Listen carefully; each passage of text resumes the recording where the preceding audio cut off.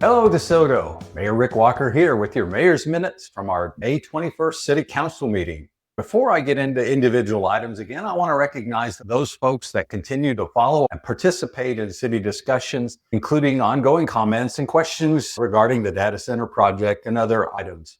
I appreciate that people care deeply about DeSoto, and I understand that growth brings questions, concerns, and sometimes disagreement. So I just want to remind you all that your city council and governing body, we're made up of people who live here, that we care about the community, and we're doing our best to make decisions that serve DeSoto today while also positioning us well for the long run. People can look at complicated issues quite differently. Our responsibility is to work through these issues carefully based on facts, public input, and the long-term interests of our community. On the consent agenda, the council approved several items, including a donation request from LearnNature and a contract amendment for the 83rd Street Bridge project. The council also accepted the easements and rights-of-way associated with the Mount Sunflower plat. This was a procedural item related to the platting of property, and when a plat is approved, certain easements and right-of-ways are created through that platting, and the governing body accepts those as part of the normal process. This was not a new land use decision, and it was not an approval or denial of the data center use itself. That land use and development process has already moved through the appropriate zoning, planning, and agreement steps, and this item simply dealt with the easements and details that accompany a formal platting process. Under new business, we received and accepted our city's 2025 audit. This was a clean audit, and in plain English, the auditors found that the city's financial statements fairly present our cash balances, receipts, and expenditures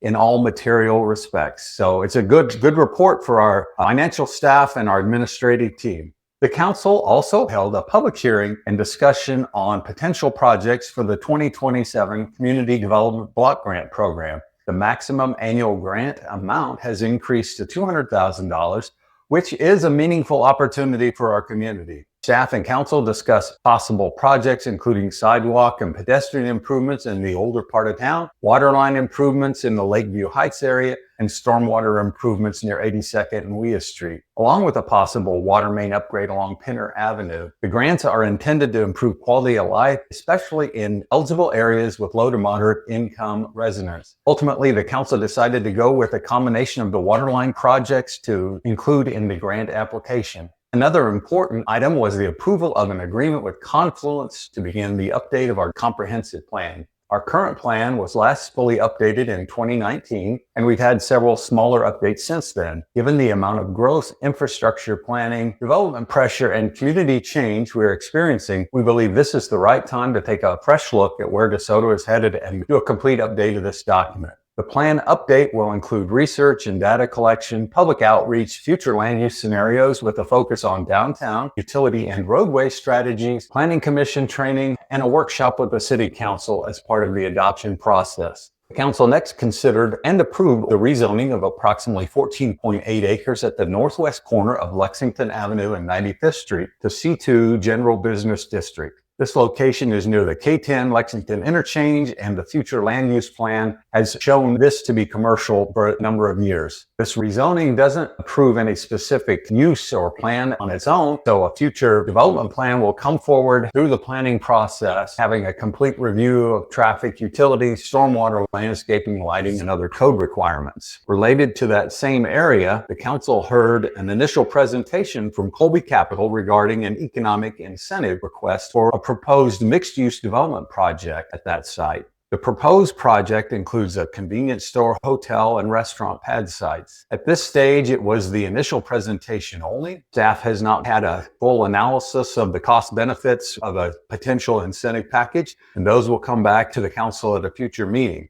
Our final new item of business was a need to replace a generator at our main sewer lift station. The current generator is experiencing issues and is not reliably providing service, so our staff recommended moving a generator from the water treatment plant to the lift station. That generator is in good condition, but it is no longer needed at the new water treatment plant.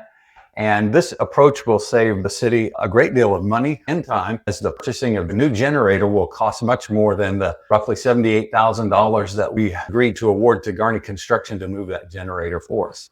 So that wraps up the major items from the May 21st meeting. But before I go, I want to remind everyone about our upcoming State of the City presentation on Wednesday, June 3rd. This will be an opportunity to share about the progress we've made over the past year and the things I think we might have coming up in the community. So as always, thank you for listening. Thank you for staying engaged. Thanks for caring about DeSoto, and I'll see you around town.